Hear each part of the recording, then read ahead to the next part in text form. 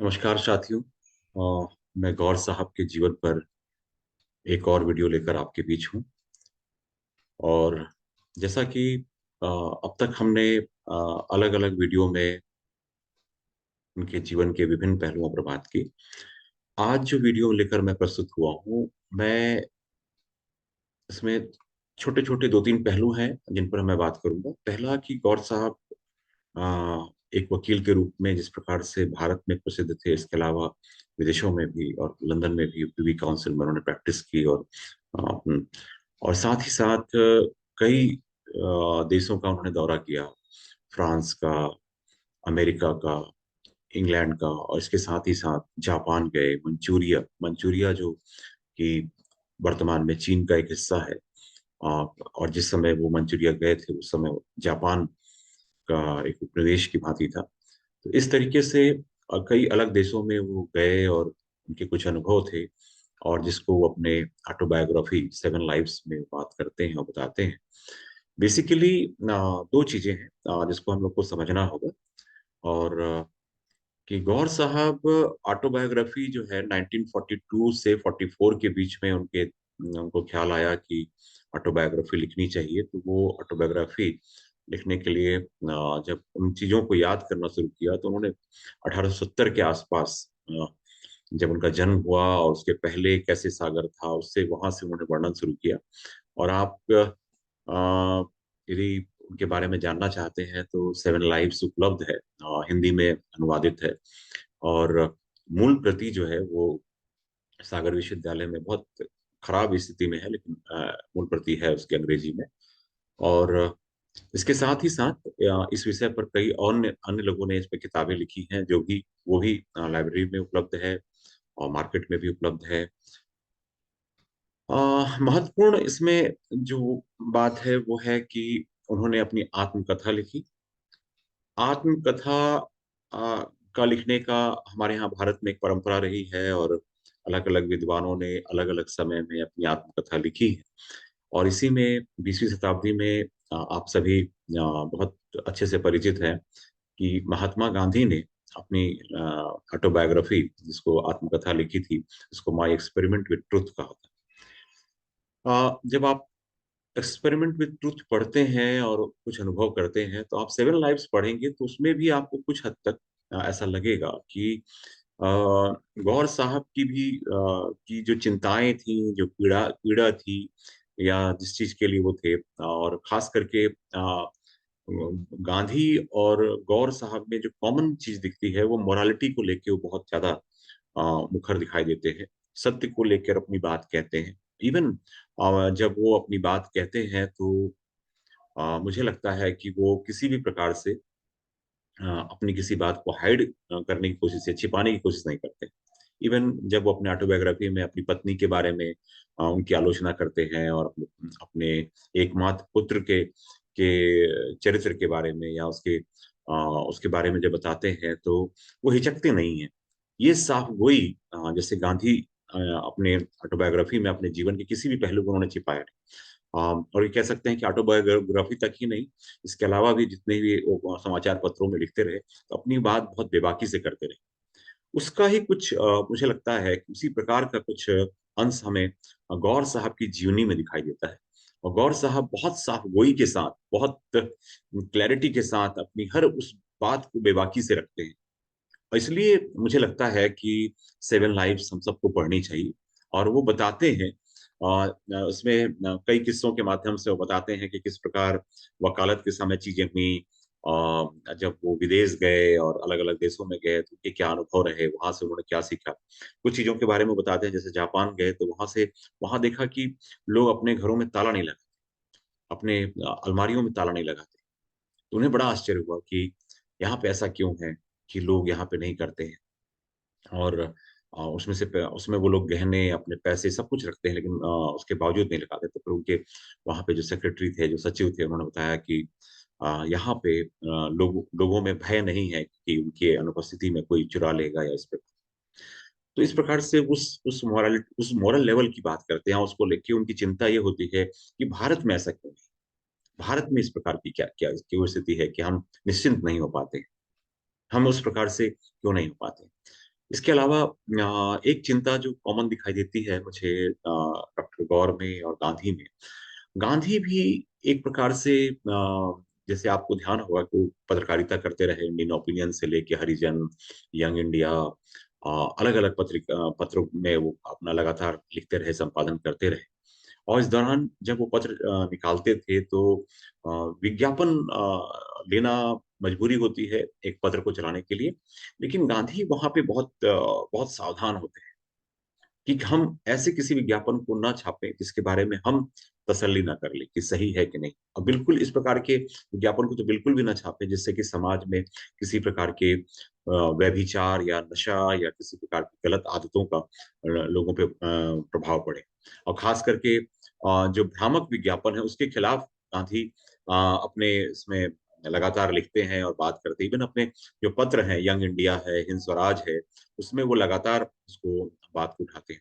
ठीक उसी प्रकार से आप देखेंगे कि गौर साहब की भी चिंताएं आपको समान दिखाई देती है। गौर साहब भी कहते हैं कि किस प्रकार से ये जो विज्ञापन लिए जो देते हैं जो लोग, उस चीज को जांचते नहीं है, परखते नहीं है कि ये विज्ञापन समाज के लिए कितने अहितकर हैं या कितने गलत तरीके से हैं।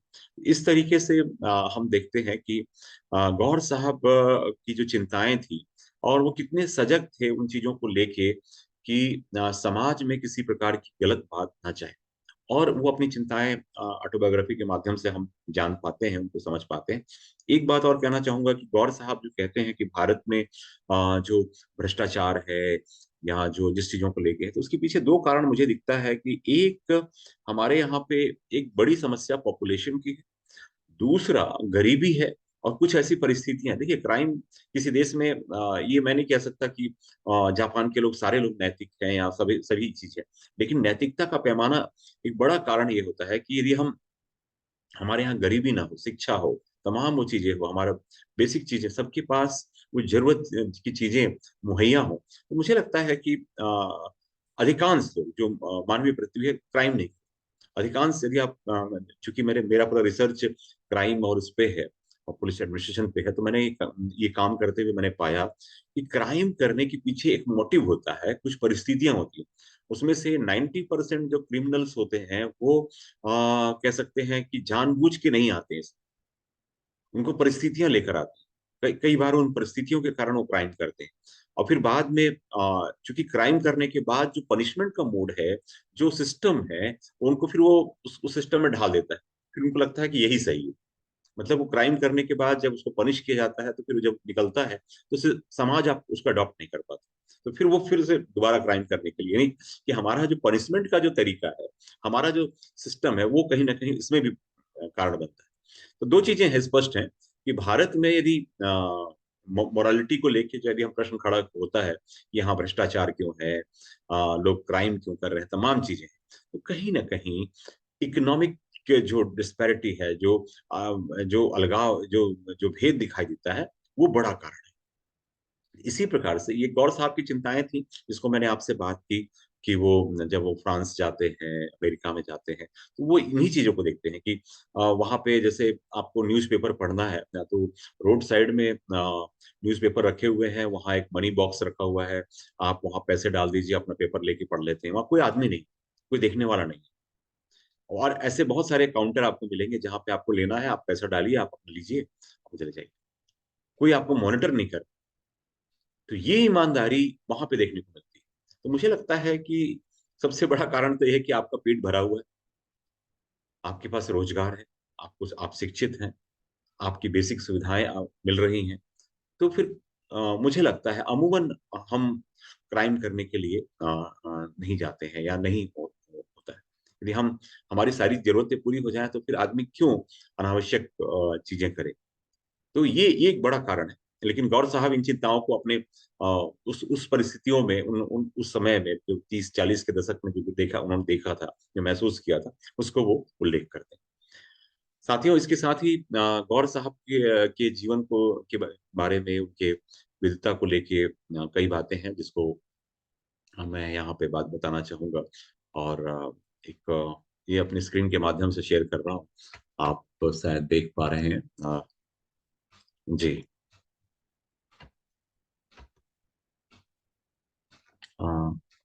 एक्चुअली ये गलत हो गया। मैं को जिस स्लाइड पे आना था उस स्लाइड पे आ जाऊं। अ, लेकिन चलिए, ये कुछ स्लाइड हैं जिनके माध्यम से आप ये सब देख चुके हैं, इसलिए मैं इसको स्किप कर रहा हूँ। ये सारे स्लाइड आप देख चुके हैं, और ये गौर साहब के अलग अलग जीवन की है। क्योंकि कुछ टेक्निकल प्रॉब्लम हुआ, जो मैं जिस स्लाइड से चाह रहा था वहां से नहीं कर पाया। ये सब चीजें मैं आपको बता चुका हूँ, और ये स्लाइड आप देख भी चुके हैं।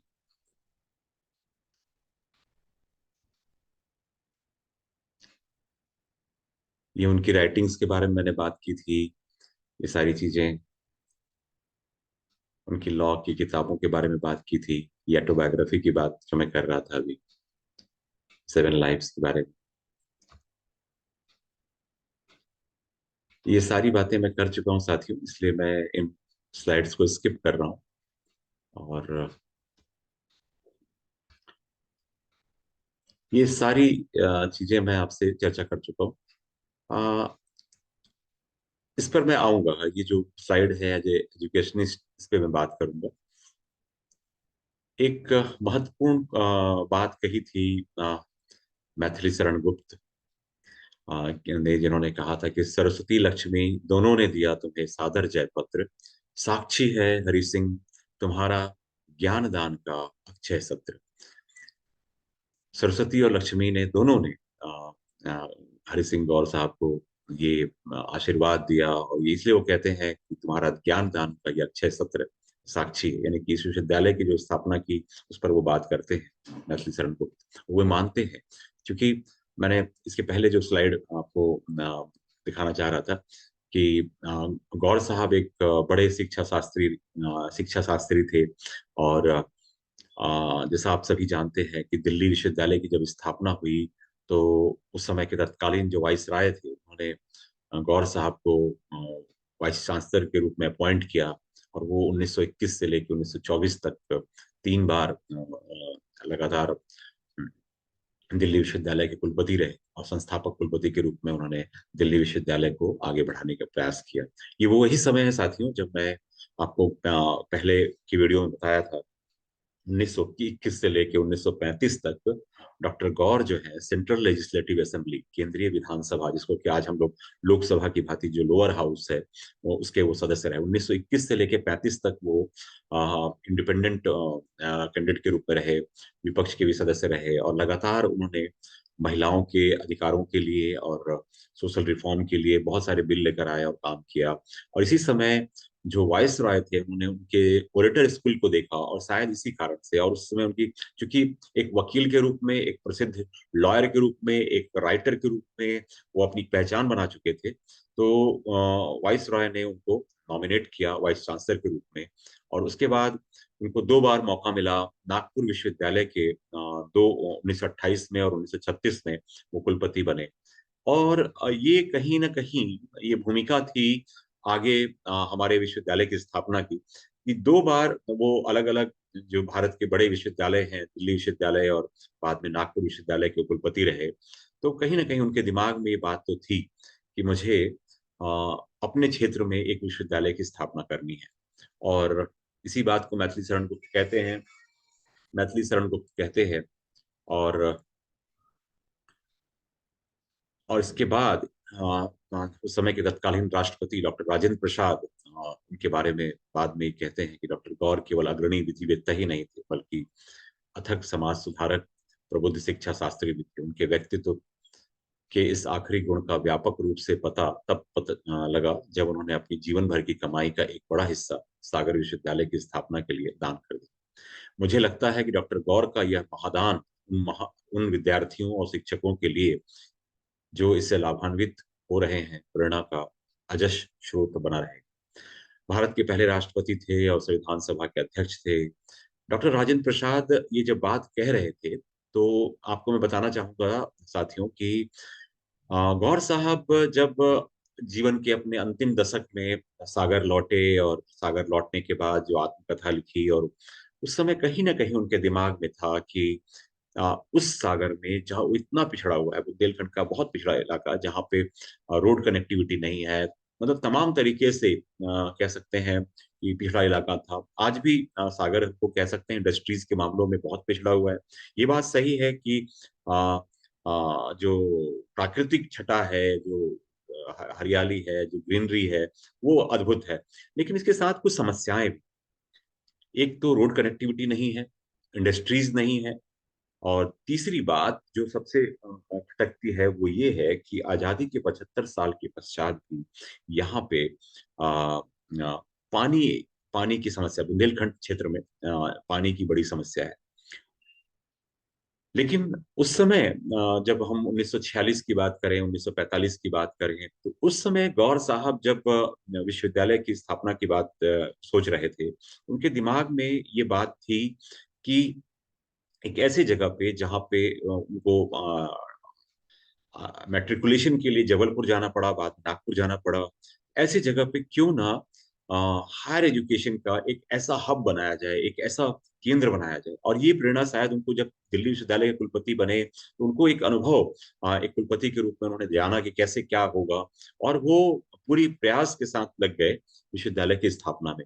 और विश्वविद्यालय की स्थापना के लिए जब वो उन्होंने प्रयास किया, तो बहुत सारे हर्डल थे, क्योंकि उस समय का जो राजनीतिक वातावरण था और जो उस समय जो प्रभावशाली लोग थे, वो ये नहीं चाह रहे थे। खास करके बाद में जो मुख्यमंत्री बने द्वारिका प्रसाद मिश्र और विश्वविद्यालय कुलपति भी रहे, वो उस समय वो चाह रहे थे कि विश्वविद्यालय जो है या तो जबलपुर में बने या किसी और बड़े शहर में बने, सागर में नहीं बने। उनका तर्क ये था कि सागर जैसे पिछड़े इलाके में जहाँ पे प्रॉपर ट्रेन कनेक्टिविटी नहीं है, रोड कनेक्टिविटी नहीं है, वहां पे विश्वविद्यालय बनाने का क्या फायदा। लेकिन गौर साहब इस बात को समझ रहे थे कि ऐसे पिछड़े इलाके में भी यदि विश्वविद्यालय नहीं बना, तो फिर यहाँ के बच्चों का भविष्य क्या होगा, कितने बच्चे हैं जो बाहर जाके पढ़ पाएंगे। और ये उन सब चीजों को सोचते हुए गौर साहब अडिग थे, और इसमें उनकी जो बहुत मदद की, वो मदद करने वाले थे पंडित रविशंकर शुक्ल, जिनका जो कि बाद में मध्य प्रदेश के पहले मुख्यमंत्री बने। हालांकि उनका कार्यस्थल रहा रायपुर और छत्तीसगढ़ का क्षेत्र, लेकिन पंडित रविशंकर शुक्ल की जन्मस्थली सागर थी, और उनका एक कहीं ना कहीं जुड़ाव था, और वो इस बात को समझ रहे थे। और पंडित रविशंकर शुक्ल ने डॉक्टर गौर को तरह से पूरा तरह से अपना समर्थन दिया, और उन्होंने भरसक प्रयास किया कि विश्वविद्यालय की स्थापना सागर में हो। और उन्हीं के प्रयासों से और गौर साहब के से 18 जुलाई 1946 को विश्वविद्यालय की स्थापना हुई।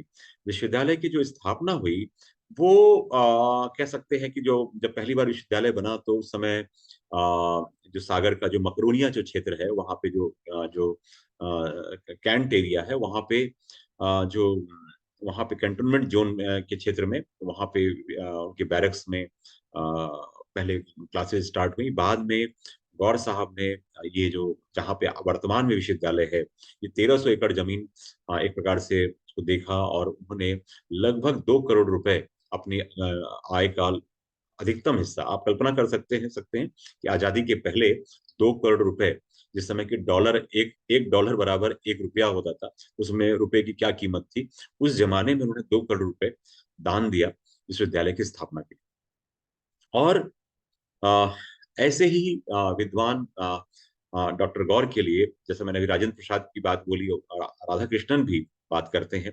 राधा कृष्णन भी उनके जीवन पर रोशनी डालते हुए कहते हैं कि डॉक्टर गौर को भरोसा था कि शिक्षा ही वह माध्यम है जो लोगों के बीच वैज्ञानिक सोच, सामाजिक सुधार और आध्यात्मिक दृष्टिकोण का प्रसार कर सकती है। डॉक्टर गौर की आत्मा को खुशी होगी जब इस विश्वविद्यालय से शिक्षित होने वाले लोग सात्विक दृष्टिकोण और लोकतांत्रिक व्यवहार अपनाएं। बहुत बड़ी बात थी जो कह रहे थे। और ये सब बातें मैंने अभी आपसे की साथियों, और इस स्लाइड को के बारे में मैं ऑलरेडी कह चुका हूँ। और बाद में जिनका नाम ले रहा था, द्वारिका प्रसाद मिश्र, जो प्रारंभ में चाह रहे थे कि विश्वविद्यालय जबलपुर में बने, लेकिन बाद में यहाँ बना, यहाँ के कुलपति भी रहे। डॉक्टर हरि सिंह गौर श्रेष्ठ शिक्षा शास्त्री थे। उन्होंने पहले वाइस चांसलर के रूप में दिल्ली विश्वविद्यालय को व्यवस्थित किया। नागपुर विश्वविद्यालय में भी सबसे उल्लेखनीय कुलपति रहे, और उन्होंने ही अपने जीवन भर की कमाई दान कर सागर विश्वविद्यालय की स्थापना वर्ष में अपनी मृत्यु तक यहाँ पे कुलपति बने रहे। ये बात डीपी मिश्रा कहते हैं।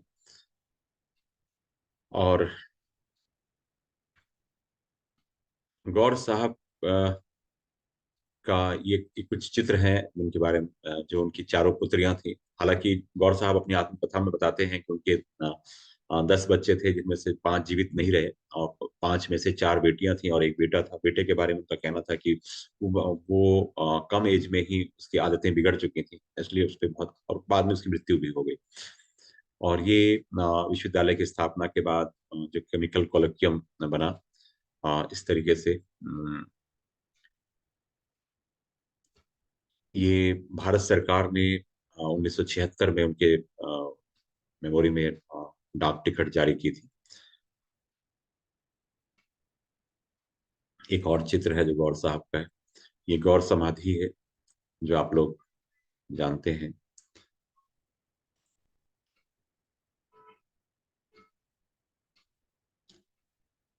ये एक और चित्र है, और ये गौर मूर्ति। इसके, ये मैंने आपको दिखाया साथी, आ, जैसा मैं आपसे,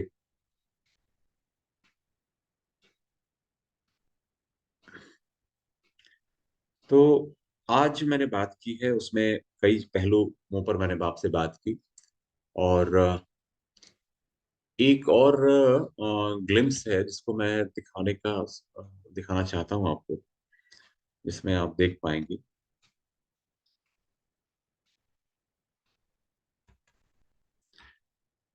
ये ये सारी जानकारी आप जानते हैं, और आप सभी, ये देखिए यूनिवर्सिटी का पहला एम्बलम 1946 में किस प्रकार का था, और बाद में 1982 में किस प्रकार से बदला जब वो हरि सिंह गौर विश्वविद्यालय, और वर्तमान में अभी हमारा किस प्रकार का है। हम लोगों को अलग अलग उस समय 2001 में जो रेटिंग मिलती थी, नेक्स्ट से हम लोग 4 स्टार थे, बाद में A+ हुए, थर्ड साइकिल में हम लोग ए रैंकिंग पे हैं अभी, और अलग अलग रैंकिंग बेस में हम दिखाई देते हैं। ये विश्वविद्यालय का पुराना गेट है। ये सारी चीजें, ये तस्वीरें मैं इसलिए दिखा रहा हूँ क्योंकि ये जो पहले मैं आपसे चर्चा कर रहा था कि विश्वविद्यालय की स्थापना जो है, ये पुराने इसमें ओल्ड ऑफिस बिल्डिंग जो है, जो मकरोनिया क्षेत्र में है, अभी भी यह है बहुत जीर्ण शीर्ण अवस्था में है। यहीं पे पहले क्लासेस स्टार्ट हुई थी, और ये वर्तमान में जो ब्लॉक है। और ये 1981 में इसका नाम जब किया गया, हरि सिंह गौर विश्वविद्यालय, पहले सागर विश्वविद्यालय के नाम से जाना जाता। और ये अलग अलग, ये मैप में आप देख सकते हैं। तो साथियों, इस प्रकार से चीजें हैं जो, और हमारे विश्वविद्यालय में अभी चूंकि मैं शिक्षा की बात कर रहा था, तो आज हमारे पास विश्वविद्यालय में क्या है, तो ये सारे चीजें हैं। Centre of advance studies in geology है, सेंट्रल इंस्ट्रूमेंटल लेबोरेटरी है, ह्यूमन रिसोर्स डेवलपमेंट सेंटर है, ये सारे EMMRC है जहाँ पे ई कंटेंट्स डेवलप होते हैं। और इसके अलावा मैन्युस्क्रिप्ट रिसोर्स सेंटर है, सोफिस्टिकेटेड लैब है, और हमारे पास अपना एक स्टेडियम भी है। ये अलग अलग डिपार्टमेंट हैं जिनको आप देख पा रहे हैं। मतलब इनके बारे में मैंने बात की है। हमारे पास गोल्डन जुबली हॉल जो मैंने पहले आपको बताया था, जो 750 सीटर है, यहाँ पे प्रोग्राम्स होते हैं। और ये कुछ चीजें हैं जो, फुल टाइम रिसर्च स्कॉलर्स कितने हैं, PhD अवॉर्डेड, ये सारी चीजें हैं। कुछ डेटा है 2022 तक का डेटा है, इसको हमने किया है। इसके अलावा ये इम्पैक्ट फैक्टर वाली जो बातें थी कि जो रिसर्च को लेके, पब्लिकेशन को लेके हम लोग बात करते हैं, वो सारी चीजें हैं जो विश्वविद्यालय को कितने क्या है, हमारे पास कितने प्रोजेक्ट हैं। ये प्रोजेक्ट भी थोड़ा सा डेटा अपडेट नहीं है कि, ज्यादा हमारे पास प्रोजेक्ट है। इसके अलावा हमारे कुछ जनरल है मध्य भारती जो कि केयरलिस्ट जनरल है। इसके अलावा हमारी जो नाट्यम है वो भी केयरलिस्ट जनरल है। विश्वविद्यालय में ईश्वरी, सागरिका, ये सारे जनरल हम लोग निकालते हैं। ह्यूमन डेवलपमेंट रिसोर्स सेंटर जो है, ह्यूमन रिसोर्स डेवलपमेंट सेंटर जो है, UGC द्वारा किया जाता है। पहले इसको एकेडमिक स्टाफ कॉलेज कहते थे, और इसने बहुत सारे टीचर ट्रेनिंग के कोर्सेज, रिसर्च कोर्सेज वगैरह रन किए हैं। EMMRC जो है बहुत सारे प्रोग्राम्स प्रोड्यूस किया है, देख सकते हैं आप, 2100 प्रोग्राम प्रोड्यूस किया हुआ है। तो ये सारी चीजें हैं जो विश्वविद्यालय को अलग बनाती है। मैन्युस्क्रिप्ट सेंटर जो है हमारा, संस्कृत डिपार्टमेंट के अंतर्गत MHRD का प्रोजेक्ट है, उसके अंतर्गत 13,000 मैन्युस्क्रिप्ट्स हैं, और डेटाबेस जो हम लोग तैयार कर रहे हैं 22,000 के आसपास है। पॉपुलेशन रिसर्च सेंटर है हमारे पास। ये अलग अलग ये हमारा सेंट्रल लाइब्रेरी, जिसमें लगभग 5 लाख से अधिक किताबें हैं। 1952 में पंडित जवाहरलाल नेहरू ने इसे इसका इनॉग्रल किया था। ये इसका फ्रंट व्यू है और आप देख पा रहे हैं कि पंडित जवाहरलाल नेहरू इसका इनॉग्रेशन का एक चित्र छोटा सा मेरे दाहिने तरफ दिखाई दे रही। ये एक एरियल व्यू है यूनिवर्सिटीज की। हाँ।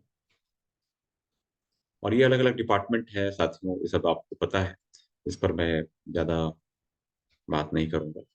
लेकिन department of ancient Indian history archaeology 1951-52 में फ्रांस से, ये उसका कुछ म्यूजियम है जिसको मैं बताना चाहूंगा। जैसे एंशिएंट इंडियन हिस्ट्री का म्यूजियम है जहाँ पे पूरे भारत से कलेक्ट की गई मूर्तियां, जो स्कल्पचर्स हैं, एरण विदिशा त्रिपुरी से खास करके हैं, बस्तर से हैं।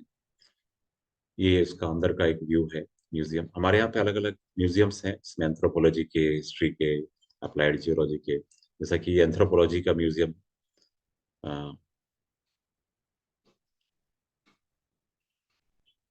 अप्लाइड जियोलॉजी, उसका भी म्यूजियम है एक, ये आप देख पा रहे हैं। Department of biotechnology, department of business management जिसमें बीबीए एमबीए के कोर्स रन होते हैं। ये डिपार्टमेंट ऑफ केमिस्ट्री, सबसे बड़ा स्कूल है हमारे यूनिवर्सिटी में। जैसे 11 स्कूल हैं उनमें सबसे बड़ा स्कूल डिपार्टमेंट ऑफ केमिस्ट्री, जो डिपार्टमेंट ऑफ केमिकल साइंसेज के अंतर्गत आता है। डिपार्टमेंट ऑफ कॉमर्स, इस ये पुरानी तस्वीर है। कम्युनिकेशन और जर्नलिज्म डिपार्टमेंट है। कंप्यूटर साइंस एप्लीकेशन डिपार्टमेंट है। Department of criminology and forensic science, ये फॉरेंसिक साइंस का जो म्यूजियम है उसकी तस्वीर है, आप देख पा रहे हैं। डिपार्टमेंट ऑफ इकोनॉमिक्स, ये भी पुरानी तस्वीर है मेरे पास। डिपार्टमेंट ऑफ एजुकेशन, ये भी पुरानी तस्वीर है, मैं इसको अपडेट नहीं कर पाया हूँ। Department of general and applied geography department, ये हमारा डिपार्टमेंट है। डिपार्टमेंट ऑफ हिस्ट्री, जिसे आप देख पा रहे हैं। ये UGC human resource development centre है। Department of Hindi, department of law, department of library sciences. और लाइब्रेरी साइंसेस से हर साल सिलेक्शंस होते हैं। मैथमेटिक्स का department, department of music, department of pharmaceutical sciences, department of philosophy, department of political science. ये सारे डिपार्टमेंट्स हैं जो मैं, department of physical education, department of physics, department of sociology, department of Urdu and Persian, and department of yoga. ये सब पुरानी तस्वीरें हैं। आप अभी कहेंगे कि ये तो डिपार्टमेंट है, डिपार्टमेंट ऑफ जियोलॉजी। और ये जियोलॉजी का एक म्यूजियम है जिसकी एक तस्वीर है आपके सामने। और हमारे यहाँ कई हॉस्टल्स हैं जिनमें से सबकी तस्वीर तो मेरे पास नहीं है। टैगोर हॉस्टल है, विवेकानंद हॉस्टल है, रमन हॉस्टल है, भाभा हॉस्टल है, रानी लक्ष्मीबाई हॉस्टल गर्ल्स हॉस्टल है, सरस्वती हॉस्टल गर्ल्स हॉस्टल। ये एक तस्वीर है गेस्ट हाउस की। यूनिवर्सिटी प्रेस जो बंद हो चुका है, ये ओल्ड ऑडिटोरियम है जिसकी जगह पे अब आचार्य सुनकर भवन खड़ा दिखाई देता है। और ये गौर जयंती के दिन का एक एरियल व्यू है जिसे आप देख पा रहे हैं। वीडियो डॉक्यूमेंट्री में कभी और दिखाऊंगा साथियों, और उसको बाद में आपको शेयर करूंगा। और तो आज जो मैंने बातें की इस लेक्चर के माध्यम से, दो तीन चीजें थी। और जो चीजें छूट गई हैं, जो रह गई हैं, उसको फिर मैं किसी और वीडियो में बात करूंगा। और आपसे आपका जो कमेंट मिलेगा, जो चीजें रह गई हैं, आप जैसा बताएंगे उसके हिसाब से वो और चीजें मैं आपसे शेयर करूंगा। तब तक के लिए धन्यवाद। Thank you so much.